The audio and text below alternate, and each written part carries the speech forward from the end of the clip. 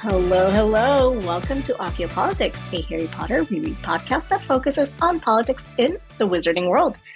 As always, I'm Adri, one of your hosts, and a recovering English major. And I'm Helene, your co-host and producer. Helene, hello. Hi. Have we talked about the American Girl dolls that came out recently? The ones that are from the 90s? The 1999 historical American Girl dolls. Honestly, no, we haven't talked about it yet. But honestly, like, I don't know. For some reason, yeah, I was born in 93, so I am a 90s child. I know you were born before then, but it doesn't bother me. Honestly, the only thing is I want one. Like, I want to own one. See, the thing is, as a child, as a mother of a child who is born female, right? I was like, so how early is it to actually get her one of these, right? And my mom keeps joking every time we go to the store and I like peruse the toy aisle. She's like, "You're really buying toys for yourself, Adri. Like, this is not for Olivia." And I'm like, yes, I mean, exactly. That's true about parenting, like, in general for everybody up until a certain age. Like, yeah, when you take your 6-month-old infant to Disney World, you are taking them for you. What is that? Course. What is that 6-month-old gonna get out of it? Like a 6-year-old, yeah, I think they would get something out of it. But like, and they would remember it. Like, I remember things like that from when I was 6 years old. But like, my mom could have taken me to hell when I was 6 months old. I wouldn't fucking remember. Yeah, I'd be like, I remember being warm.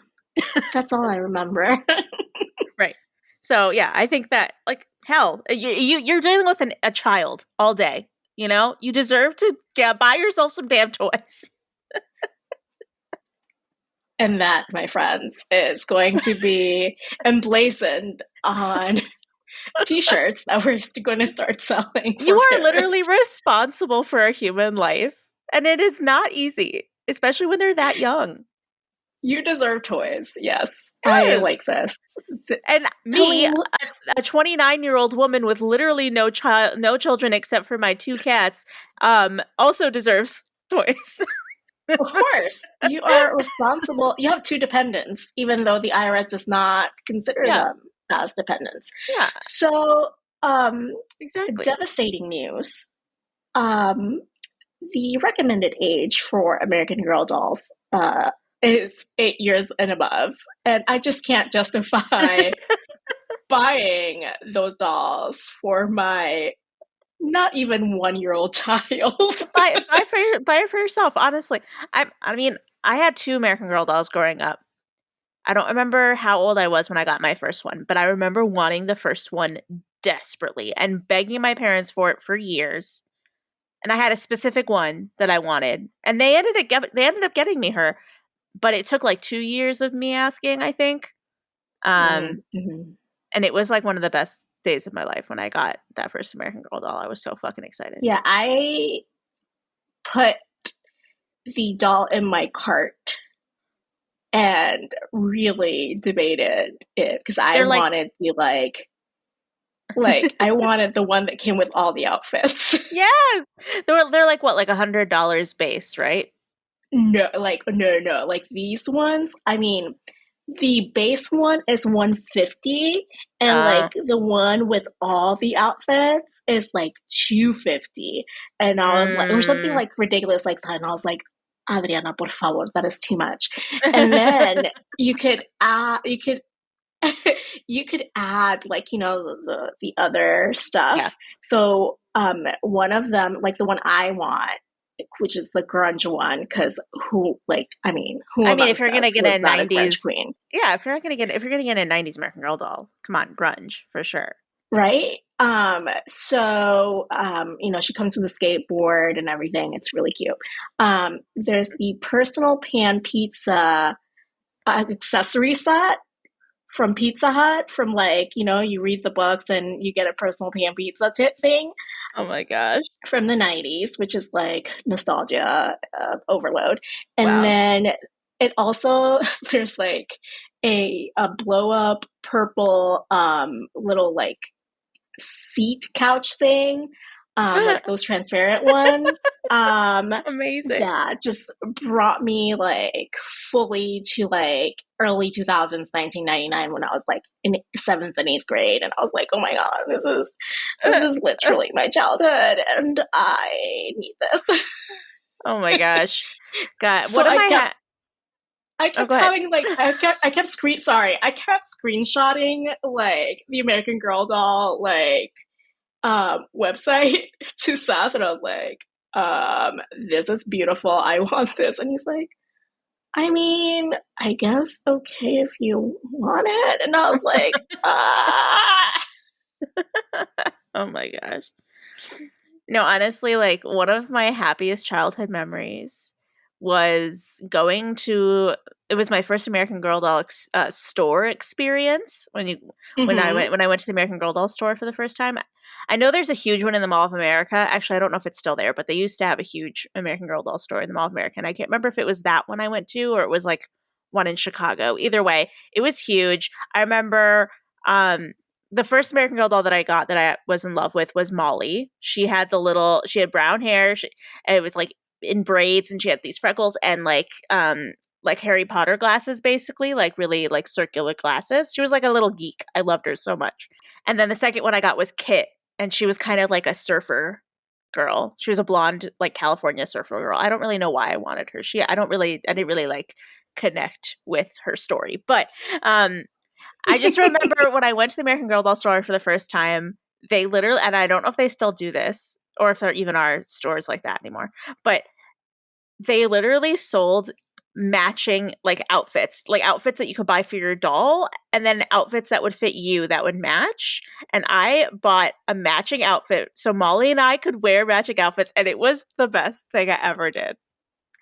So okay, so yes, they still do that, by the way. Amazing. Um, how do I know this? Well, dear listeners, um, not only does this beautiful company sell dolls that I want to buy for myself because, you know, my daughter's not 8 yet, but they also sell dolls, like baby dolls that are for like, you know, 18 months old and older. So I was thinking, oh, great, fantastic. Next Christmas, she'll be like 18 months old. So I can get her this like baby doll. So they have for those dolls and the 18-inch dolls, right? Like the ones that I want, Mhm. matching outfits for them and the toddlers. Yeah, exactly. So yeah, yeah. It is beautiful and magical, and I want to do it. And so I filled out my entire cart with like I took out like Nikki, like the Grinch doll, right? And I was like, no, I should be selfless and think about my child. And I fill the card out with everything I want to get her for Christmas and her second birthday, right? Because I'm like a planner that way for gifts. And Helene, I'm gonna have to spend like not have to like I filled the cart with everything I wanted to get her, and it was I kid you not $700 or more. Yeah, And I I was just mean, like, that's why it took 2 years of me begging my parents to get this doll because they're expensive. yeah, because you know, like it all adds up. Like, oh, and I want to get her this like little shopping cart that has like a little doll seat for the doll, Right. so she could push the doll around, and that's $130. Which like doesn't fucking make sense. The doll is like only 50. Like, why do you need like a Yeah. $130 cart for the fucking doll? Like all these things, and I was like, Oh my gosh, I looked at Molly because I wanted to like see her again. And literally this is the same exact outfit that they have her in. That's the one I have. Like I have vivid memories. It's like this like blue cable knit sweater and navy blue like mm-hmm. matching skirt with like these little Mary Janes and her little red satin ribbons around each of her braids. I remember this outfit so vividly. Oh my gosh. I love this so much. I'm You living should dress as Molly for Halloween. Yeah, totally. She was so cute. She has her little bangs. Ugh, I loved her so much. She was my best friend. Yeah, and look how you treated her. Where is she right now, Helene? I think we had to I mean either she's in our storage room when we moved like out of our house or we sold her. but Left behind. I You know. left her behind. You abandoned her. Wow. Yeah, I mean, at a certain age, when I turned around maybe like 15 or 16, I was like, American Girl dolls are stupid. It was a dark time in my life. And here I am at 36 going, I should get one, Yeah, right? I'm like, why did I ever think these were stupid? Never. Because teenagers are dumb and, our brains Oh my weren't God. fully developed yet. Isabel is basically Cher from Clueless. Yes, that's exactly what I told Seth. I was like one of them is very like Alanis Morissette, No, like listens and to Alanis Morissette, and the other one is basically Cher Horowitz from yeah, Clueless. so yeah, Isabel is Cher, and Nikki is basically, I want to say, Kat from 10 Things I Hate About You. Oh, for sure. Oh, look, it's Kat and Bianca, but this Oh my time God, they're like twins. it is kind of like Anyway, Kat and Bianca. That's cute. Sorry. I like that. did you see the Pizza Hut bucket set I'm still looking at it right for now. the dolls? I'm looking at it right now. Yeah. It's so beautiful. I'm in love. It's amazing. Oh my gosh. Anyway, we should probably talk about Harry Potter, but I'm definitely going to want to look more into this later. Oh, no, I can talk about Harry Potter on this. Guess what else they have? They have Quidditch robes for American Girl dolls. I think My I God. think an ad came up for me for that, and I was like, "Oh my God, this is a thing now." That's pretty cool. Yeah, so you can wear your matching Quidditch robes with your American Girl doll. Hell yeah, sign me up. Helene, we could take our American Girl dolls, which we don't have currently, right? But like in the future, Yeah. to Universal Studios Orlando with our robes and their robes. Okay, And this is stage a photo. what I need though is this computer and desk set. That's what I need. Oh, girl, these. Okay, let me show you. Let me tell you what I screenshotted and told Seth I wanted. Nikki, right? Like with the whole outfit set, like I told you. The inflatable couch seat, whatever, right? Yeah. Set. The bedroom accessory set. The Pizza Hut bucket set. And the Isabel and Nikki's computer and desk set. Yeah, for me, like the computer and desk set for sure. I do like her bed and like Nikki's like bed with her cute little alien pillow and yeah. Alien and the smiley face, yeah. And her little monkey slippers are very, very cute. Yeah, and then basically the chair, the inflatable chair with the Walkman. But that's exactly, yep, that is that and like the Pizza Hut thing for me. Yes. I can't with this. It's too fucking cute. It's too cute and I'm like, why would no, I need this. Like, I don't know how else to say this, but I need it. Oh my gosh. Look, as soon as I get a bonus from work, you know where it's going. Like, the American Girl store is getting all my bonus from work. Yeah, the price tag on these is astronomical. I can't believe it.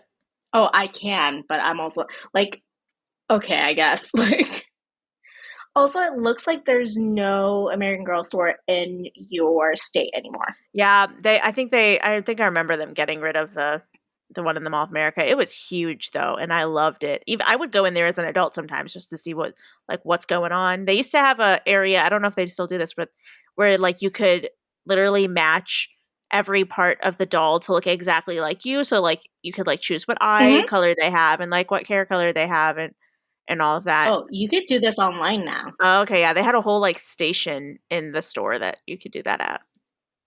Yeah. I also have been seduced intellectually by that idea. So yeah, that's the little pop culture update for everyone. Amazing. Pivoting slightly, this chapter that we're going to be discussing today of Harry Potter and the Deathly Hallows, I didn't find as fun as the American Girl dolls, but we're going to have to talk about it. I was going to say, maybe that's why we were talking about it for so long, because we didn't want to move on to the stuff. Yeah, so this is chapter 26 of the final book in the series, titled Gringotts. It sure is. This is the one where the trio leave Shell Cottage with Griphook after weeks of planning their break-in of Gringotts, but not before disguising Hermione and Ron and concealing Harry and Griphook under the invisibility cloak. They arrive at Diagon Alley and run into the Death Eater named Travers, who nearly derails all of their plans. But when they arrive at Gringotts, they barely escape detection thanks to the Imperious Curse, and then reach Bellatrix Lestrange's vaults, only to find that all of the items have been cursed to burn and multiply at their touch. They finally find Hufflepuff's cup and retrieve it, and then escape the vault, only to be betrayed by Griphook, who takes the sword of Gryffindor and leaves them to be attacked by a group of goblins waiting just outside the door. Desperate to escape, the trio climb on the back of one of the dragons guarding the vaults and release it from its chains so they can ride it to freedom. A lot happened in the Was it, chapter, but I wouldn't say it was a very political chapter. yeah, but was it just me, or was the way that they escaped Gringotts much more dramatic in the movie? Yeah, honestly, I don't know, like, maybe it was, like, the way where my head was when I was reading this chapter, but, like, the chapter just didn't flow. Like, it was very, like, hard to follow. And, like, despite what I could do and, like, just trying, like, all I could really do was just picture the movie when I was reading it. Like, Mm-hmm. it didn't create, like, Mm-hmm. a very unique narrative. I think the movie, that scene in the movie is so iconic, you know, Yeah. that entire sequence, that it just kind of overrides, you know, the book, for me at least. Yeah, I mean, I expected to like this chapter because, like you said, like the part in the movie is like very iconic, and like obviously when you go to Diagon Alley at the Universal Studios in Orlando, like you see that scene of Gringotts with Mm-hmm. the huge dragon on top of it that spits literal fire on like like every like 30 minutes or something, um, and like Gorgeous, no yeah, notes. it's like one of the most magical parts of the entire park. Um, and so, you know, you would think that the chapter that it was like based out of would be just as enthralling, but I don't know. I just didn't like it. Plus, I really had a hard time thinking of what to say for a politic this chapter because even though there was a lot going on, it didn't really feel political at all. Well, I felt like it was a little bit political in a very psychological way, Sort because of, if you don't yeah. mind me at like starting out with my politic, Sure, go ahead. I felt that this chapter was all about the politics of trauma. So like in the way of like, there's like, trauma is something that rewires your brain and how you react to certain things and events, after, you know, being put through trauma. Like the more like trauma we are put through, or the more severe the trauma, the more like our neural pathways change, and so does our reaction and perception of the world, right? So I thought that this was like a chapter that was all about trauma. And the way that I was thinking about it, we see it like when Harry thinks about the plan, he's comparing it to like the last time they had to like break in, and he compares it to, he says like, why was I feeling excited and now I'm feeling like all this trepidation and double like triple guessing myself, and like that anxiety comes from like a traumatic event, or a lot of traumatic events, especially because they've been isolated from wizarding society for a while before they get to Shell Cottage. And then he must feel some kind of way because like Dobby dies protecting him, and then we see like the trauma that the wandless embody in this chapter, which is like a parallel to homelessness, I think. Mm-hmm. And the Pavlovian trauma from the blind dragon, who expects pain every time that he hears the sound of the instruments that the goblins and the wizards use to condition him, so that he is afraid, or that it is afraid and subservient to them. Interestingly, I was thinking that we also see a metaphor for trauma within the vault, right? So like everything that they touch in the vault burns them. And that made me think of like how trauma feels in the moment. Like it feels like it's burning you and it's scorching you, Yeah. right? Mm-hmm. But what trauma also does is multiply in ways that we cannot predict and sometimes not even see. And if left untreated, it can scorch us and swallow us whole like the treasure in the vault. So, Yeah, I mean, I think that that's a very astute metaphor that the author was not intending whatsoever. But oh, yeah, no, I'm not saying that she I think intended that it. I think that you were able to find like much deeper meaning in the writing than was ever intended. Yeah, I mean, at this point, the way that I feel about the writer, right, like is kind of like I don't care what the writer intended at this point. Like we can find better and more meaning in Yeah. this writing, even as we call her out many a times, right? Yeah. And I was just thinking about trauma, and like I kept reading that section with like the scorching, multiplying treasure. I was like, this feels to me like how trauma like can swallow you whole if you don't deal with it, if you don't handle it. Yeah. Or how you even feel in the moment, like you're drowning, right? Yeah. And you need someone's help to like, take you out of that. Yeah, definitely. No, I think that, like I said, I think it's a very like good observation and like a good metaphor. Um Just, Also, finding some gems.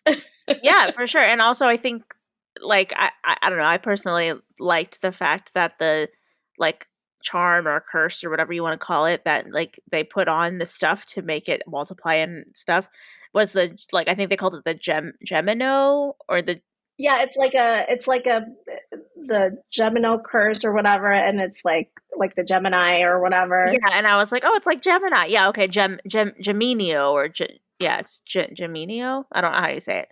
Yeah, And I was like, "Oh, that's kind of cute." Like Gemini because like they're twins and it's like a twins. two space thing and yeah, it's kind of cute. You know who else are twins? Nikki and Isabel. The American Girl dolls. Yeah.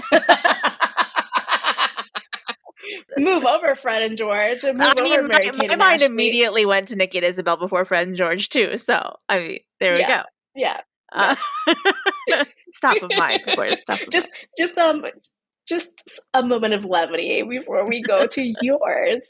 Yeah. I mean, mine was I don't know. It's kind of like on the same wavelength. So I went with desperation, which desperation is defined as the feeling that you have when you are in such a bad situation that you will try anything to change it, including things that are out of character. Character? What did I just say? Including sorry, let's say this over. Including things that are out of character or that you would not normally do if you were in any given situation normally. So Hmm. I don't know. I think that there are a lot of things that were kind of done that were out of character in this chapter, and it was due to like a literal like being backed into a corner with no other option. Um, Hmm. because like this one, Oh, for sure, the unforgivable curse. right? Yeah, so that's part of it. Um, but yeah, I mean, and I think that like this can be seen as kind of, I guess, political in a way too. Like a lot of politicians act out of desperation, and like people do things out of desperation that they use that as like a crutch in the future or like a way like to not feel guilty about it in the future because they're like, oh, I was desperate, I wouldn't normally do this but I was desperate, things like that. But in this chapter specifically, so Harry obviously he knew that they would either be caught or killed, or imprisoned if they were exposed when attempting to break into Gringotts, and there were a lot of times throughout their attempt to break in where they risked being exposed. So, because he was desperate, he cast the Imperious Curse, which just doesn't, it's very out of character for Harry to cast an unforgivable curse. They, I mean, he tried to cast Crucio on Bellatrix after she killed Sirius, and that was more out of anger than desperation. But in this case, like, Imperio is just so much, is so immoral in Harry's view, like controlling someone and taking away their free will, that I'm sure he would never want to do this voluntarily if he wasn't like forced to. And then Griphook obviously I think was very desperate to get the sword because he kind of knew and figured that the trio would somehow renege on their promise of giving it to him, or find a way to not give it to him, or not give it to him in his timeline. And he wasn't going to let that happen. He was desperate to have it. He was willing to do anything in his power in that moment to get it. And so he kind of like backstabbed them. He stole the sword and ran out and left them to die, basically, because he really didn't see any other option.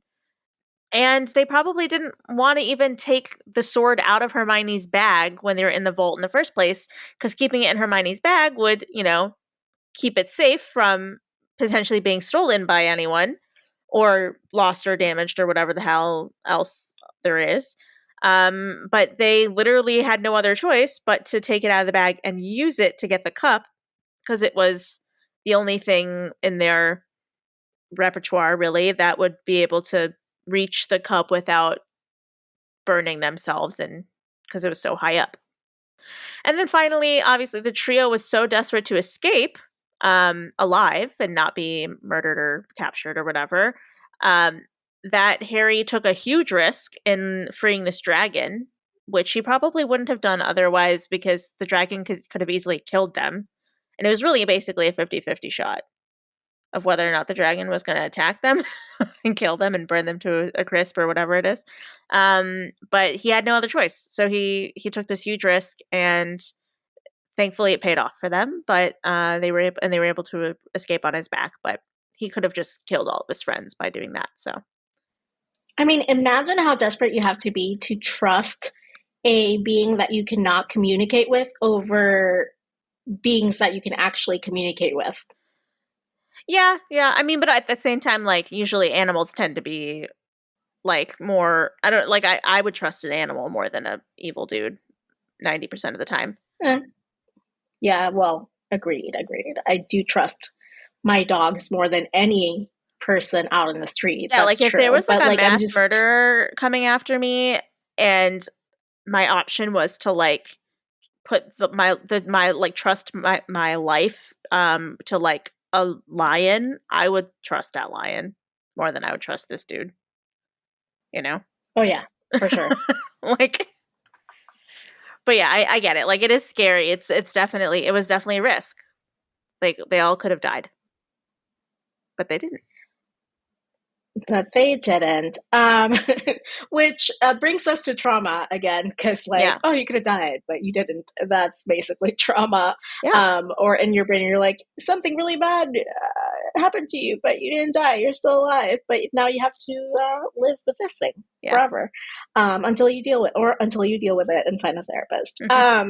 So my quote was what I first alluded to, which was like Harry's feelings about and anxiety around like breaking into Gringotts, only because that is like the most literal manifestation of his psychological trauma after being captured, and being held at Malfoy Manor, and also like after things having gone wrong, like time after time after time in this book, right? So, and if we compound the traumas of the past as well, I guess.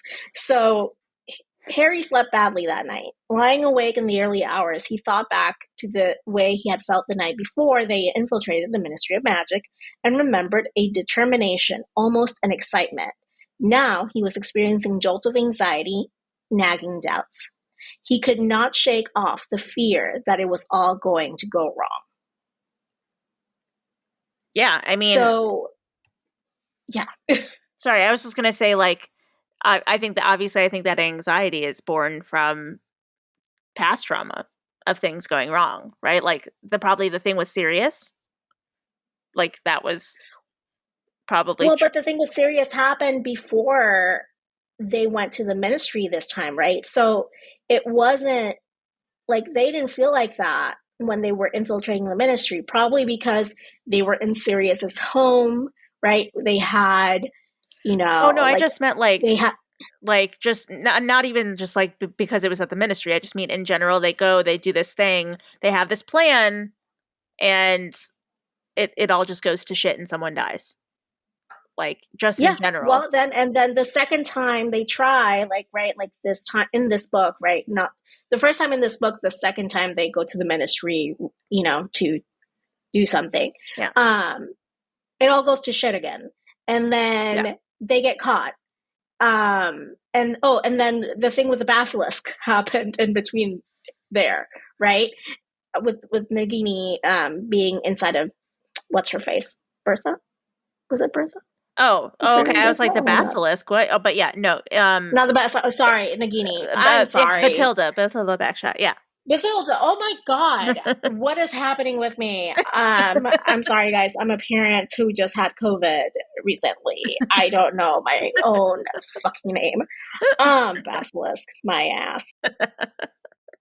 Everybody makes mistakes. Guys, Everybody has those days. Everybody knows what I'm talking about. what was I saying? Oh, okay. So that happened. Then they, like Ron, you know, somewhere in there, Ron like leaves and like hurts Harry's feelings, and then comes back. Whatever. And then they get caught and things happen, right? So it's like, yeah, a lot has happened. Oh, Dobby dies. So it's like, fuck, Yeah. like I would also have anxiety planning this. Right. Yeah, for sure. Bill tells him not to trust the person who has like the intel on how to do this, right? Like, yeah. I also would not be like super confident about my plan. Yeah, definitely. Well, what about you? What's your quote? Yeah, the quote I chose for desperation was, "The tethered dragon let out a roar, and a gush of flame flew over the goblins. The wizards fled, doubled up, back the way that they had come, and inspiration or madness came to Harry. Pointing his wand at the thick cuffs chaining the beast to the floor, he yelled, 'Relatio.'" So basically, like, the inspiration or madness, like, he was like, I gotta make a split-second decision, and if this kills us, it kills us, but this is what I gotta do, Just kind of shows, like, I could be totally insane for doing this, but I have no other choice.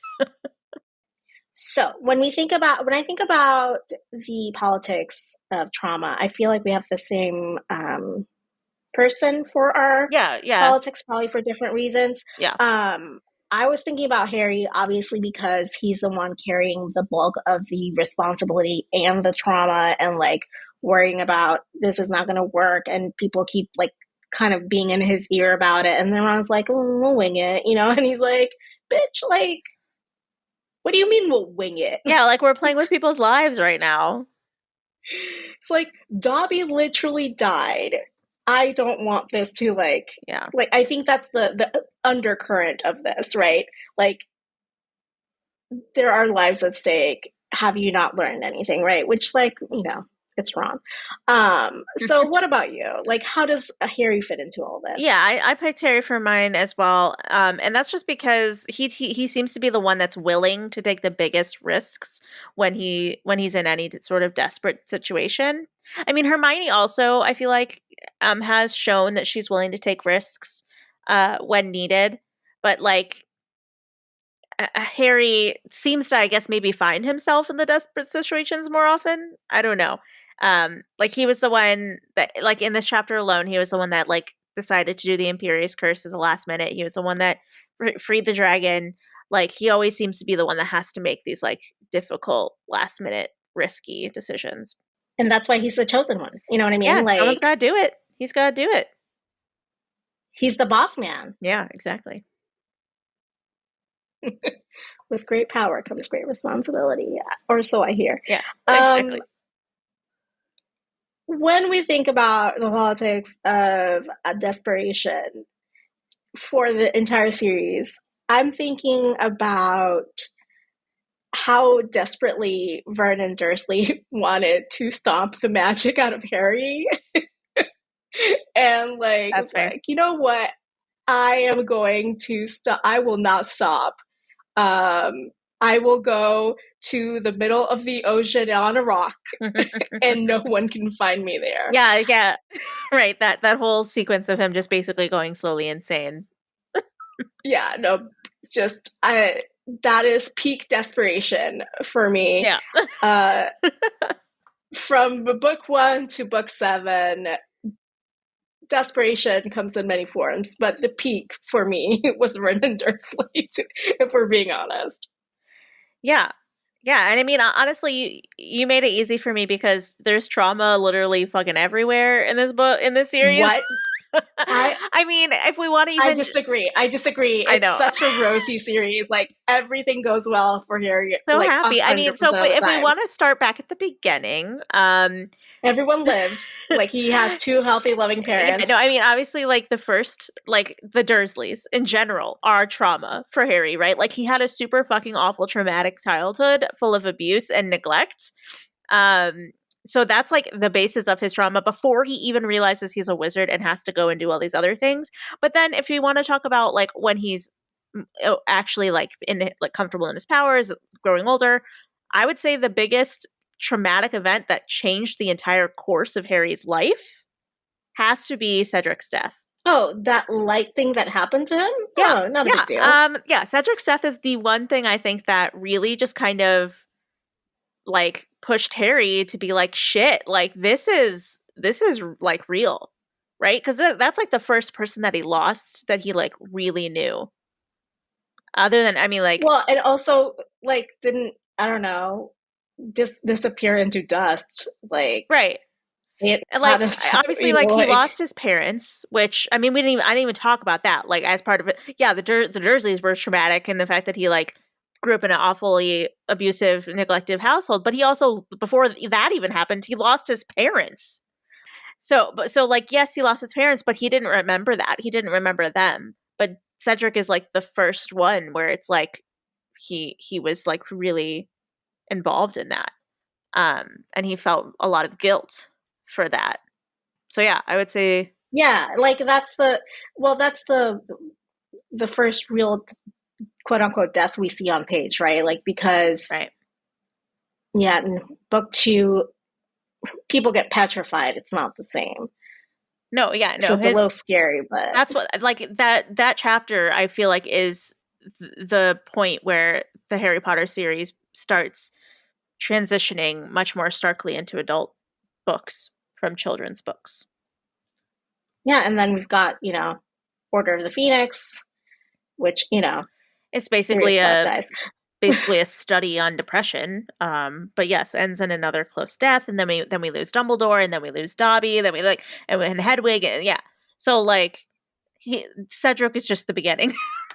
So Just never get close to Harry Potter is the center message of the books. You might die, I mean, a lot of the people that die, he tends to lose father figures mostly. Okay, so then just don't become a father figure to Harry. Yeah, Duh. I mean, Arthur Weasley really got off pretty easily, I'd have to say.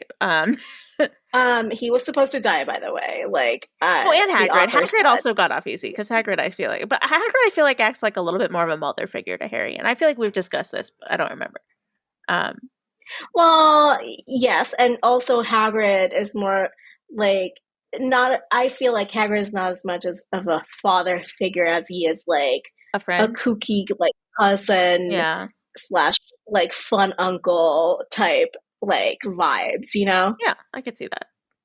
But yeah, I would say in terms of trauma, losing his parents, growing up in the Dursley household, and then witnessing and feeling guilty for the death of Cedric Diggory. Just pretty light And trauma that's just to all start around, it off. anyway. Yeah, like that's just to start it off. Obviously there are more. But those are the big like things that defined him and his life. Oh, actually, you know what else is trauma? Dementors, right? Like that Right. defines trauma for Harry, right? Like he's Well, just Dementors are like the personification of depression. So, yeah.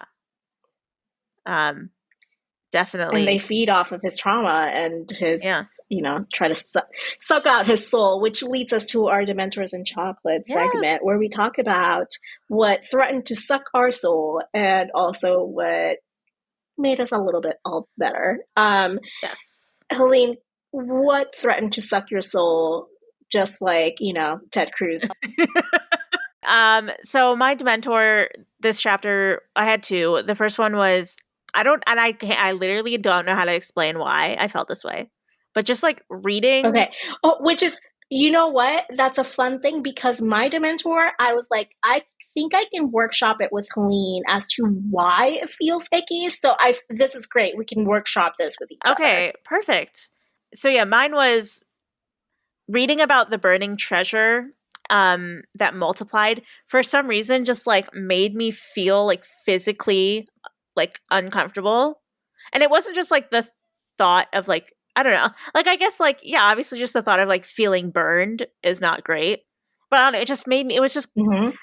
I don't know, I just literally was like squirming reading that part of the chapter where they were just like being surrounded by just like burning treasure that just kept multiplying and like they literally couldn't escape it and it was just really just like I couldn't I don't know like I had a physical reaction. So it was that and then the dragon. I felt so fucking bad for that fucking dragon. Mm-hmm. Mm-hmm. So on the one hand, the multiplying and scorching treasure is also like a visual metaphor for like fire, right? Like how fire like starts off and like can consume you and like light up, Yeah, right? yeah, that's true. And multiply and like scorch you like all over, you know? So that might be like the sensation of being burned alive is what is I think also like physically happening in this chapter. Um so that is a little bit squirmy for me, right? Like to think about someone being Yeah. like burned alive. Yeah, and it's just it was also kind of off-putting because obviously like the description makes it feel like super like makes me get like gives me this distinct physical reaction to it, but they kind of Yeah, because just it's metal and yeah, but they yeah. kind of just like shrug it off, right? Like Yeah, and then it's like, oh, but no big deal. We yeah, can just climb on top of a scaly dragon yeah, and it doesn't fucking hurt. they're What? fine. Like they're like, oh, they're I think at the end they're like, oh, they're a little banged up and they have like marks or whatever. But it's like you were literally drowning in burning hot metal. Listen, how did you get out of that just completely fine? okay, let's be real. Any millennial who's ever used a flattening iron Or knows straight or a curling how iron, yeah. much, yes, how much it fucking hurts to get burnt on your hands, on your Literally, forehead, or yeah, whatever. literally touching it to like any part of your body for like even like a second leaves a blister. Like Yeah, like a scorch mark that lasts for weeks and the pain lasts for literal hours. So I do not understand how yeah. these people like could go through something similar to that, but in their entire fucking body, and then just be like, you know what I'm gonna do? I'm gonna climb up this scaly dragon, and then I'm gonna be fine. Yeah, I mean adrenaline and all that too, but like still I just felt like Okay, but when adrenaline like goes away, yeah. I guess we'll have to see next chapter if there's like a mention of like a solve or something that Hermione like puts on them or whatever. Yeah, I guess. Yeah, I don't know. I really didn't like reading about that part. And then yeah, like I said the dragon too. Like it's animal abuse. It's awful. I hate it. Yeah, well, that's what I was gonna say. Like the second part of that is that the whole dragon of it all is just it's animal abuse, and it's like it's a dragon, but we see like a dog or a cat or like some kind of domesticated animal like equivalent, or even just like a lion in an enclosure, or Right. someone at the zoo. Like it's inhumane and Like when those terrible. people And use like those long sticks with like the taser at the end to like keep yes, like gorillas and bears in line and stuff. oh, that's terrible. Yeah, I know, it's disgusting. And like with the glee that like Grip Hook is, I guess not glee, but like with the nonchalance, right? That it's explained by Grip Hook's like, oh, we just do this because it expects pain because we just Oh condition yeah, them for it's just this. It's it's like normalized. It's terrible. normalized for him. He's like, oh yeah, this Yeah, is what we do to dragons. Like, dude, these are whatever. Like, Okay. they're not just Cool, objects. man. Cool story, Speaking bro. of grip hook, did you want to talk about yours? Yeah, I completely forgot that I hadn't gone yet. Okay, so I'm gonna read the quote that gave me the like ick, as the children say, and then we can kind of like discuss why it gave me the ick. I have, I think, a vague idea, but then we could probably like dissect it a little further. Cool. So here it is. Harry bent down, and the goblin clambered onto his back. His hands linked on front of Harry's throat. He was not heavy, but Harry disliked the feeling of the goblin and the surprising strength with which he clung on. Hermione pulled the invisibility cloak out of the beaded bag and threw it over them both. Yeah. I had a weird reaction to that too. I was just kind of like, oh, this is interesting. Like I was like, do I feel, how do I feel about this? So I kind of can see where you're coming from with this. It's something about like, okay, so this is someone you've been collaborating with, or I don't know if it's, do you feel this way because of Bill's warning, right, in the, in the previous chapter, or do you feel like this because of some dormant prejudice?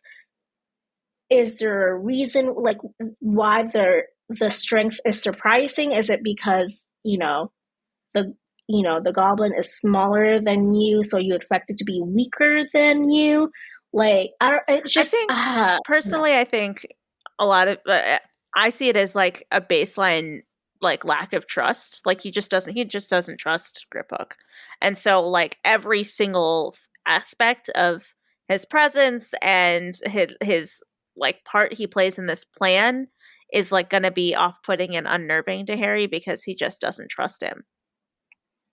So is it like when you already decided you don't like someone, they could just be breathing and you'd be like, oh my God, they're so annoying the way they breathe? Yeah, it's like, oh my God. Okay.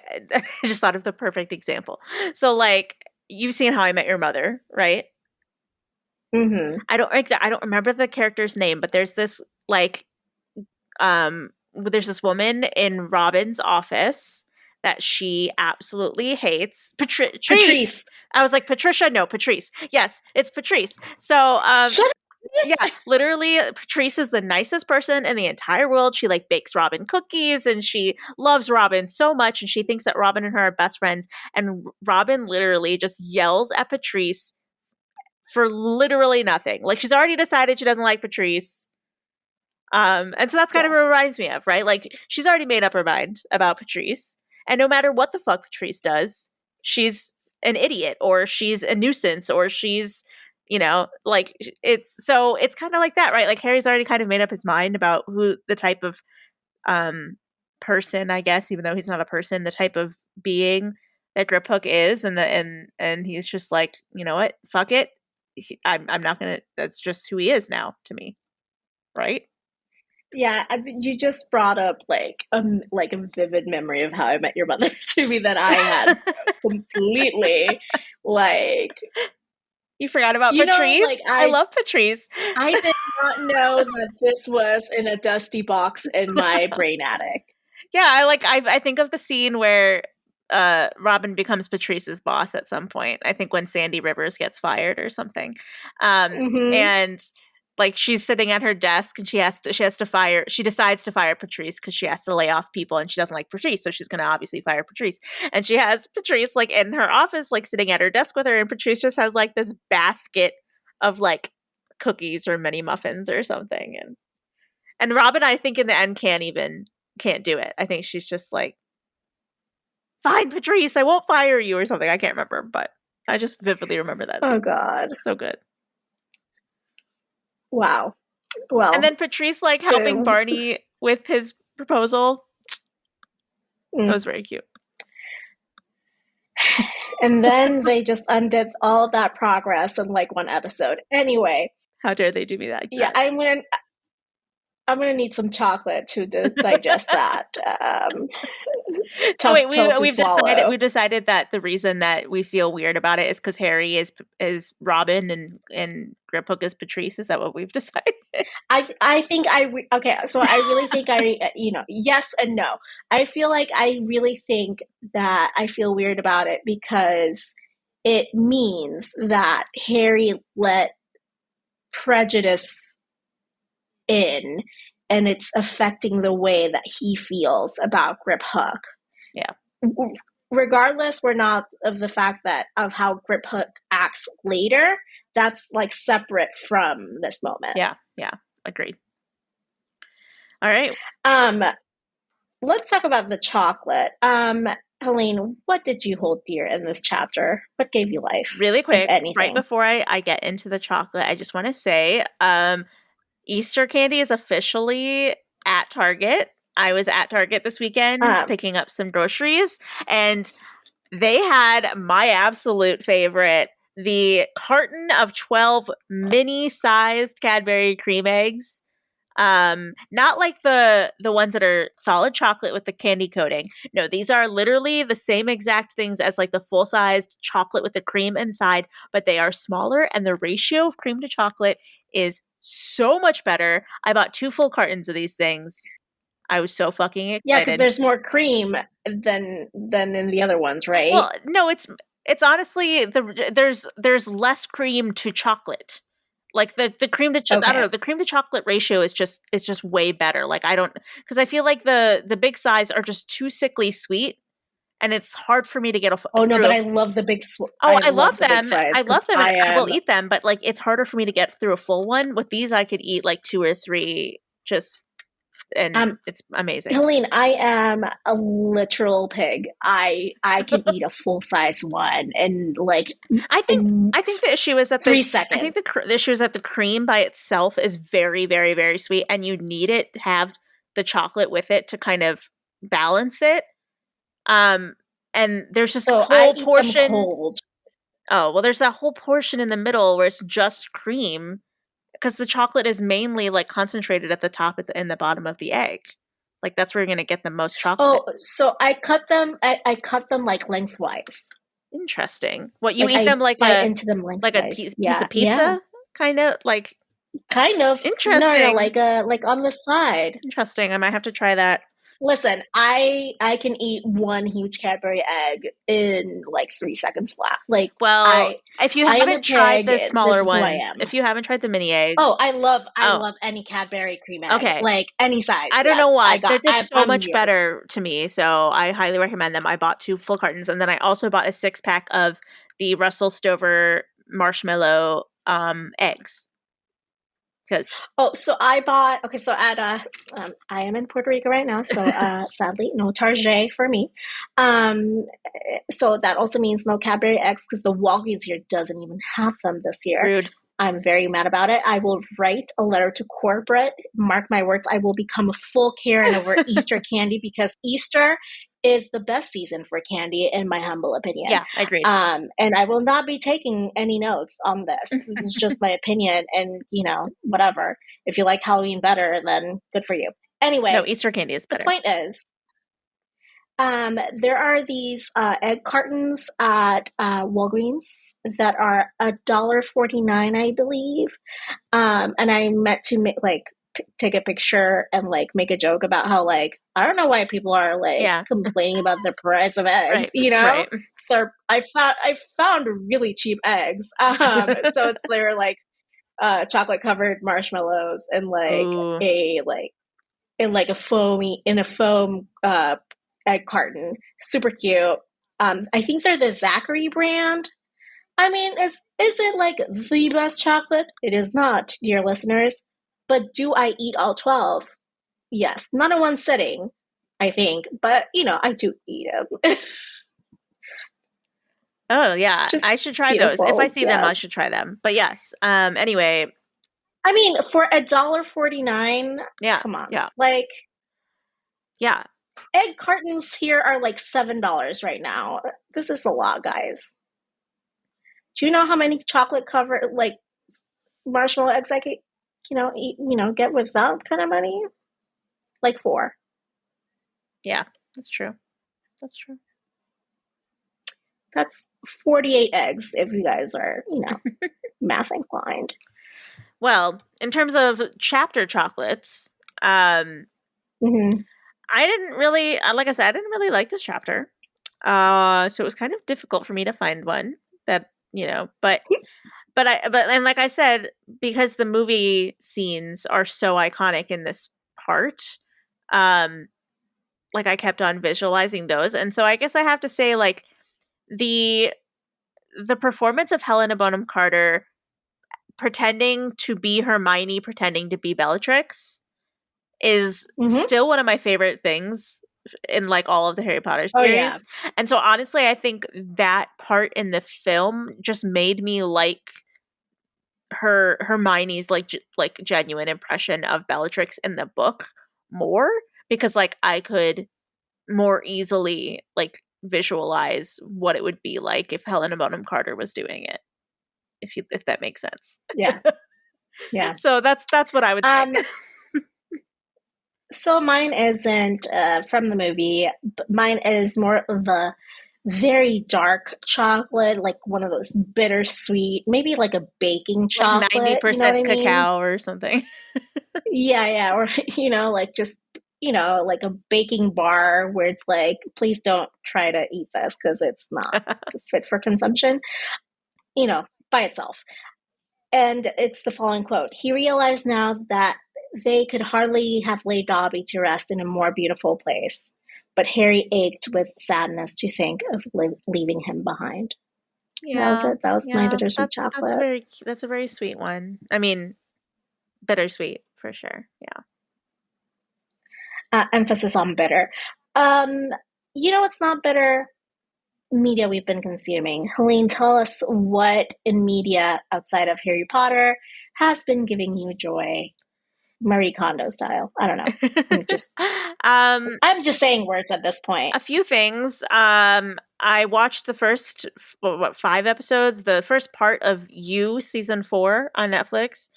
Mm-hmm. Those were Mm-hmm. very good. I'm excited to see the rest of the season. I like that they're kind of moving away from the basic formula they've done the first 3 seasons. It's more of like a whodunit, and the You that he like fixates on is not a woman that he's in love with, but rather someone who is framing him for murder, and that he wants to find out who it is.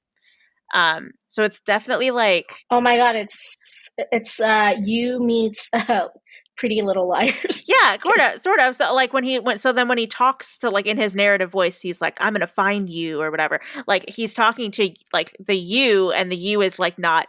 It's not love. It's not someone he's like obsessed with because he loves them, or like Joe's version of love, but he's obsessed Mm-hmm. with them because he wants to find out who's trying to frame him. So it was really, I liked it. It was a nice change of pace for that show. And then my sister told me about a documentary on HBO Max called "I Love You Now Die," and it's about a court case. Okay. It's about a court case that I'm pretty sure that almost everyone in the world has probably heard of at one point or another. It was back in 2016 or 2017, Mm-hmm.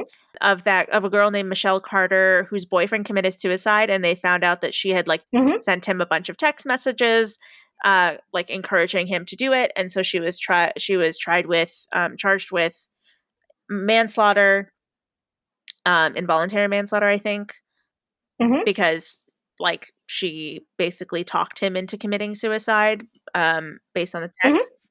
And like when he was like in his car with the generator on, dying of carbon monoxide poisoning, he got out of the truck, called her, and was scared because it was working, and she told him to get back into the truck.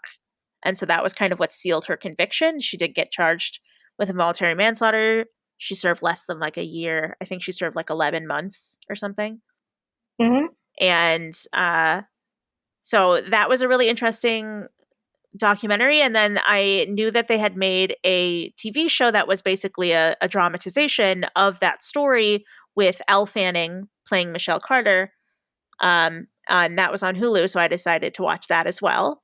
It was okay. It felt a little weird to like watch like something about like real people's lives, especially because this was like this girl's like 5 years younger than me, and this was very recent. It happened very recently, so Yeah.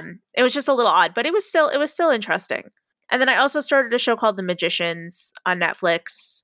Oh yeah, I I've watched I'm it. kind of the jury's still kind of out on it. I just finished the first season last night. To be honest, I didn't really like it for a myriad of I reasons. figured I heard you say like you were watching it like now, and I'm just like I don't think this is like Helene's. Like it doesn't strike me as a Helene type of I deal. mean, Like the thing is, I didn't hate it either, but like I just didn't love it. yeah, I don't know if I'll get through all 5 seasons, but I'll definitely keep trying.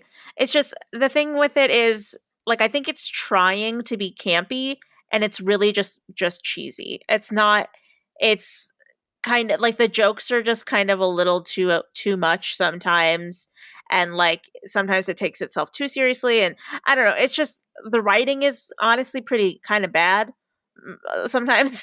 But I'm gonna try it for a little bit longer, and maybe who knows? Maybe it'll get me because like I didn't like Game of Thrones for like the first 2 seasons. Well, I So think the thing with Magicians is it hasn't figured out its voice yet. You know, in season one. yeah, I don't know about any other seasons because I kind of stopped with season one. And I was like, you know what? There's a lot of other shows on yeah. Netflix or in other streaming platforms Honestly, that and I would. I didn't really like the storyline in season 1 because like it's all about Fillory and like trying to figure out who the beast is. Like I didn't like that, and but they figured they what do you call it, resolve that at the end of season 1. So I'm hoping maybe the season 2 story arc will be better, and maybe I'll like it more because of that. We'll see. Right. If you continue with it, let me know if it's worth it. Yeah. Yeah, we'll see. No, I'm not sold on it yet. But what about you? What have you been consuming media wise? Um, this is kind of a little bit of a throwback. I've been listening to the Little Women soundtrack as I've been writing and editing and doing some of the stuff. And What, like in more the recent Greta media, Gerwig version? yeah, Okay. yeah, the Greta Gerwig version, which like is just chef's kiss, no Yeah. notes. Um, I've been watching Miss Scarlet and the Duke season 2 on PBS. And I just absolutely love that show. If you don't know what Miss Scarlet and the Duke is, it's a historical, like, I guess, drama of this woman in Victorian England who chooses to become a private detective once her father has passed away in kind of mysterious circumstances. Her father was friends with a man they call Duke, right? And he is Scottish. I don't know how to do a Scottish accent, but he is very brooding and grumpy, and I love him forever. Because he's basically Roy Kent with a Scottish Oh my accent, god, and speaking of you Roy know how I feel Kent, about this. did you see that Ted Uh, Lasso season I 3 is know. coming out on March 15th? I'm so excited. I am so excited as well. We can squeal about that and like live, like just sit down and sync ourselves to like, okay, I'm starting episode 1 now. I'm so pumped. I cannot wait. Um, so yeah, so you know, think about like a Roy Kent, a little bit more like broad shouldered and tall, like you know, seems taller, right? Like in you know Victorian getup. Just as grumpy, Oh my god. beautiful, beautiful man. Now I'm just picturing Brett Goldstein in Bridgerton. Basically, something like Oh my that. god, imagine if Brett Um, Goldstein was in Bridgerton. I would fucking die. Bridgerton producers, please make this happen. I would literally die if you did that. Please. Um, and you know, she's like our spunky little heroine who's like, you know, bucking conventional norms, and they have a will they or won't they type thing going on. I just love it. I love it so much. I love Eliza Scarlett so much, and I love Duke even more, obviously, because I'm just like romantic hero who's grumpy. Yes, Love a good a grumpy romantic hero. Love a good grumpers. like one of them has to be grumpy. If not, it doesn't work out. You know what I mean? Like if Yeah. you have like a sunshine character, you have to have a grumpy Yeah, character. we've had this It just conversation where I'm just such a sucker for men who have like this tough exterior and like you're the one thing that like makes them all mushy. Like It's everything to me. I don't know Yes. why, but I just love it so much. That's why Roy Kent is my like dream man. I love him so goddamn much. Yeah. I mean, no notes. Like, I know. Like, I do too.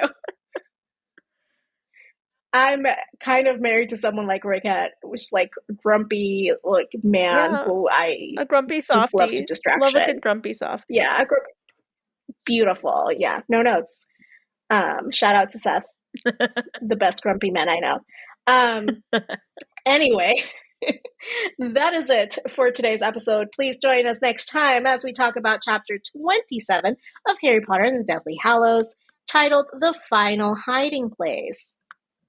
And if you've enjoyed this conversation, please take a second to give us a 5-star rating on Apple Podcasts or Spotify or wherever you happen to be listening to us right now. It helps new listeners discover our podcast and it makes us feel good about ourselves, which is important. Yeah, please do that. I mean, don't traumatize us is all we're saying. Right.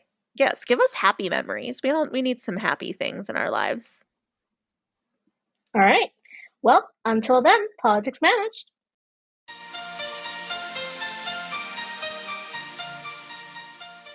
Support this show by going to patreon.com/acciopolitics. Our patrons keep this show going. You can find us online at acciopolitics.com, and we are at acciopolitics on Twitter, Facebook, and Instagram. You can email us your thoughts at info@acciopolitics.com. Leave us a voicemail at 915-996-1699. And you might just hear yourself on the podcast. Adriana Wilson is the founder and creative director of the podcast. Helene Karp is the producer and social media manager. Allison Pullman is the audio wizard and editor who makes us sound so good.